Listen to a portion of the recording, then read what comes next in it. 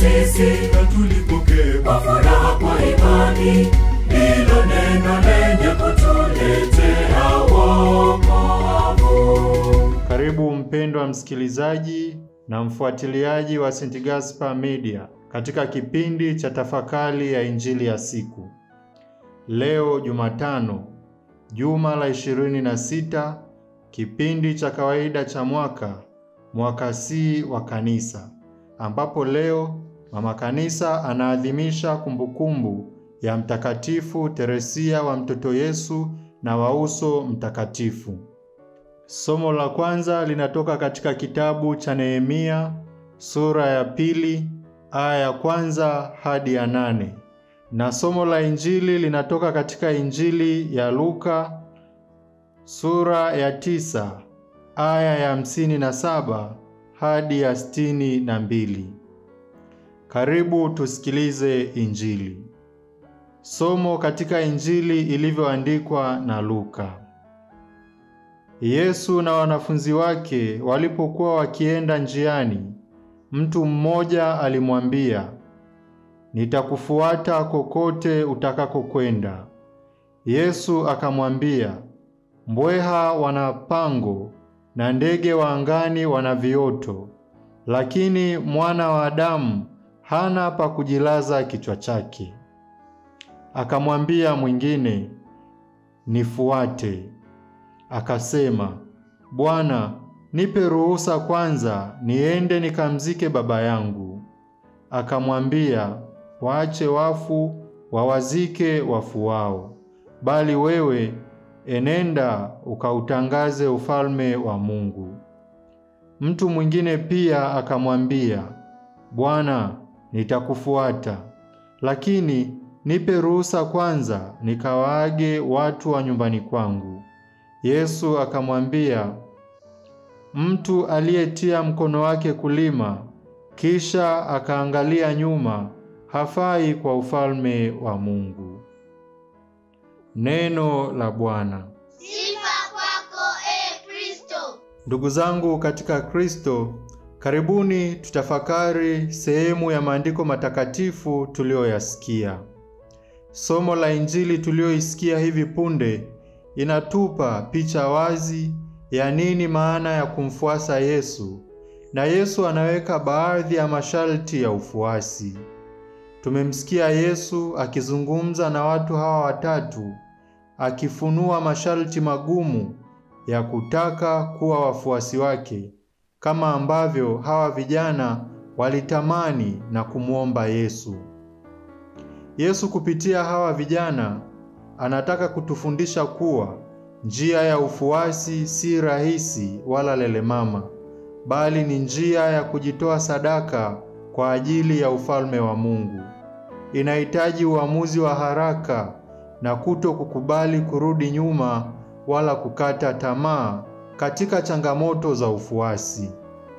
Naomba nitilie mkazo katika neno ufuasi, kwani watu wengi huwa wanawaza kwamba ufuasi huhusiana tu na wale walioitwa na kuitika katika wito wa ukasisi au utawa.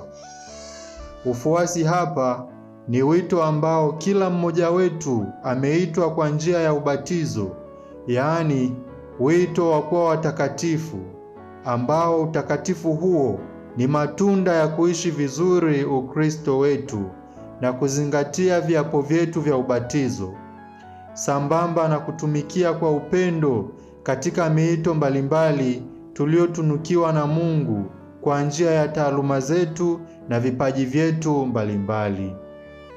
Kwa hiyo, tafakari hii inamuhusu kila mmoja wetu anayeamini katika ufuasi kwa Yesu Kristo. Baadhi ya masharti ya ufuasi ambayo Yesu anayaweka bayana, ambayo pia Mtakatifu Teresia wa Mtoto Yesu aliyafuata kikamilifu, hata yakamstahilisha taji ya utukufu na kuingia katika ufalme wa Mungu, ambayo na sisi leo tunahimizwa na tunaalikwa kuyafuata. Kama nilivyokwisha kusema katika utangulizi, kwamba leo Mama Kanisa anaadhimisha kumbukumbu ya Mtakatifu Teresia wa Mtoto Yesu na wa Uso Mtakatifu, bikira na mwalimu wa Kanisa, ambayo maisha yake yote aliyatanabaisha katika upendo, kama yeye mwenyewe anavyosema katika maandiko yake kwamba wito wake yeye ni upendo, yaani kumpenda Yesu na kumfanya Yesu apendwe na watu wote. Kwa Mtakatifu Teresia wa Mtoto Yesu, upendo ni kumpenda Yesu na kumfanya Yesu apendwe na watu wote. Siri ya utakatifu wake inatokana na utajiri wa fadhila yake ya imani, matumaini na upendo wa kina kwa Yesu Kristo, uliomwezesha kufanya mang'amuzi na kuishi njia yake ndogo ya unyenyekevu, uvumilivu na kujiachilia kabisa mikononi mwa Yesu na Maria. Katika tafakari yetu hii, tutajikita kutafakari katika maneno ya Yesu mwenyewe tuliyoyasikia katika Injili, pamoja na mfano wa maisha ya Mtakatifu Teresia wa Mtoto Yesu.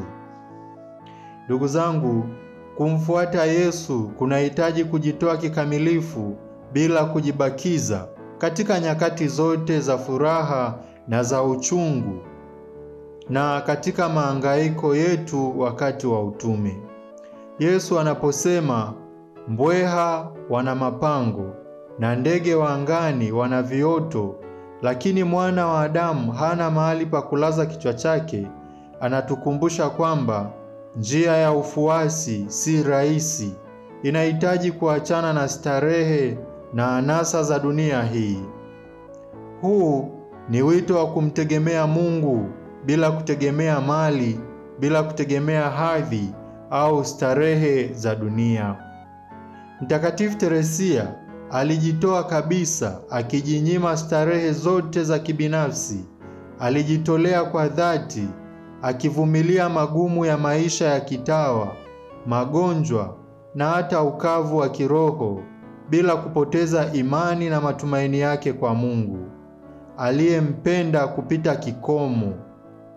Kwake kutokuwa na mahali pa kulaza kichwa kulimaanisha kujitoa kabisa kwa mapenzi ya Mungu na kwa ajili ya kuurithi ufalme wa mbinguni, akiwahudumia ndugu zake kwa upendo. Kwa kuwa alikuwa na hakika kwamba mwana wa Adamu hana mahali pa kulaza kichwa chake hapa duniani, kwa sababu ufalme wake si ufalme wa ulimwengu huu, kama tunavyosoma katika Injili ya Yohane sura ya 18 aya ya 36. Na Mtakatifu Teresia wa Mtoto Yesu alitumaini kwamba siku moja atakwenda katika ufalme huo wa Mungu, kama asemavyo Mtakatifu Agustino wa Hippo: umetuumba sisi kwa ajili yako, na mioyo yetu haitatulia mpaka itakapotulia kwako. Kwa hiyo Kristo hana sehemu ya kuegemeza kichwa chake hapa duniani, lakini ametuandalia makao huko mbinguni, ambako mioyo yetu itaenda kutulia, kama ambavyo moyo wa Mtakatifu Teresia wa Mtoto Yesu umetulia huko mbinguni. Ndugu zangu, huu ni wito kwetu sote kuishi kama wageni na wasafiri, kama tunavyosoma katika waraka wa kwanza wa Mtume Petro sura ya 2 aya ya 11. Ndugu zangu, kwa kuwa sisi ni wasafiri, tusijishikamanishe sana na vitu vya ulimwengu huu, tukasahau kwamba hapa duniani sisi sote ni wasafiri kuelekea katika maisha ya umilele mbinguni, ambako Mtakatifu Teresia ametutangulia kwa kuishi maisha ya kujitolea kikamilifu bila kujibakiza, kwa kuishi upendo kwa Mungu na kwa jirani. Yeye anakuwa mfano kwetu sisi. Lakini pia Yesu anaposema waache wafu wawazike wafu wao, bali wewe enenda ukaihubiri habari ya ufalme wa Mungu, anatupa mwaliko kwamba kumfuata Yesu kunahitaji uamuzi wa haraka.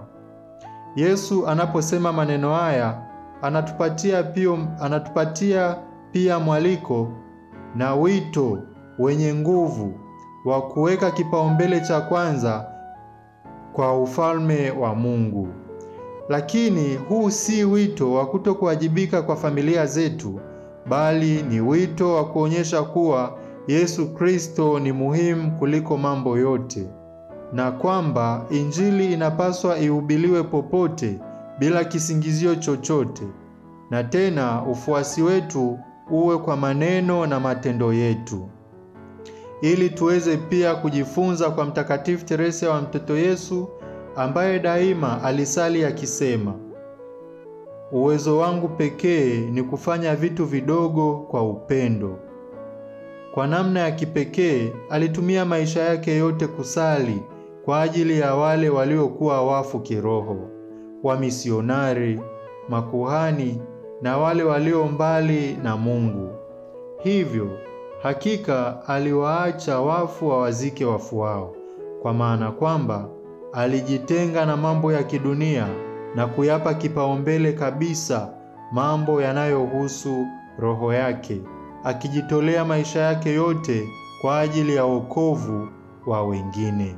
Lakini pia Yesu anapotuambia mtu yeyote awekaye mkono wake juu ya jembe kisha akaangalia nyuma hafai kwa ufalme wa mbinguni, anatupatia wito kwamba kumfuata yeye kunahitaji kutokukata tamaa wala kurudishwa nyuma.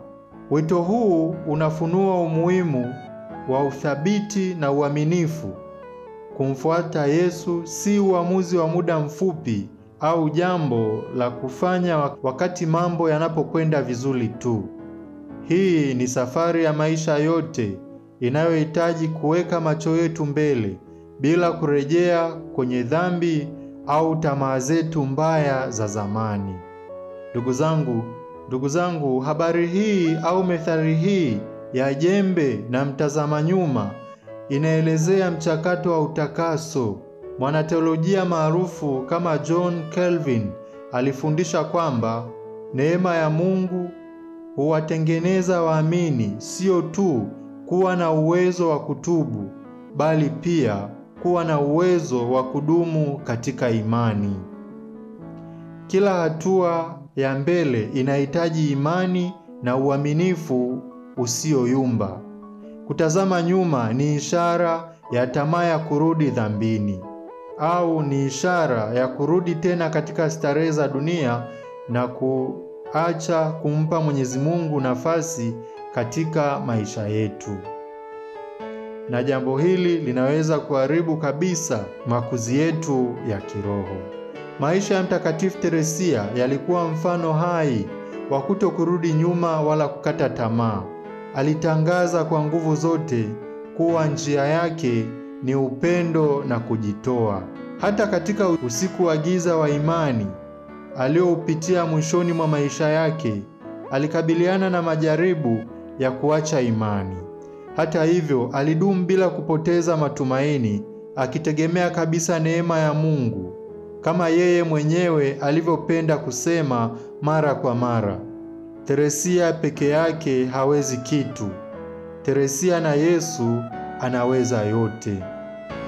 Padri Maria Eugene wa Mtoto Yesu, mwandishi wa kiteolojia wa Ufaransa, anasisitiza kwamba njia ndogo ya Teresia ilikuwa ni teolojia ya kujitoa kamili na kutegemea kabisa matendo ya Mungu. Hakuwahi kurudi nyuma hata katika nyakati za giza, akionyesha kuwa uaminifu katika mambo madogo ni njia ya kweli ya kudumu hadi mwisho.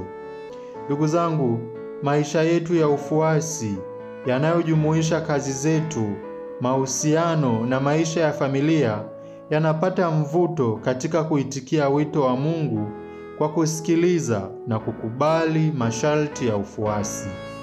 Ni mwaliko kwa kila mmoja wetu kuishi kwa kufuata Injili, kama tulivyosikia kwamba hatuna mahali pa kulaza vichwa vyetu, kwa kutoacha tamaa za dunia kututawala. tunaweza kuacha wafu wawazike wafu wao kwa kuweka kipaumbele cha kwanza kwa uhusiano wetu na Mungu, na tunaweza kushika jembe bila kuangalia nyuma kwa kudumu katika imani, hata katika changamoto ndogo kabisa za kimaisha. Njia ndogo ya Mtakatifu Teresia inatufundisha kuwa utakatifu hautafutwi katika matendo makubwa ya kishujaa, bali katika utekelezaji wa matendo madogo kwa upendo mkubwa. Nakushukuru kwa kutafakari pamoja nami. Niliyekuletea Injili ya leo ni Flatel Mathias Japhet Kuingwa wa Shirika la Wamisionari wa Damu Takatifu ya Yesu kutoka katika Seminari Kuu ya Mtakatifu Gaspar del Bufalo, Kola, Morogoro. Itukuzwe damu ya Kristo.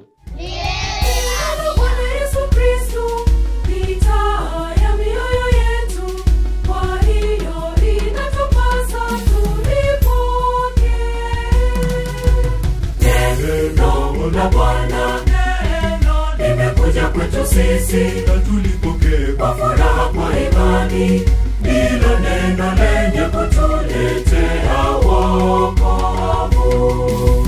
Neno la Bwana limekuja kwetu sisi, na tulipokee kwa furaha kwa imani.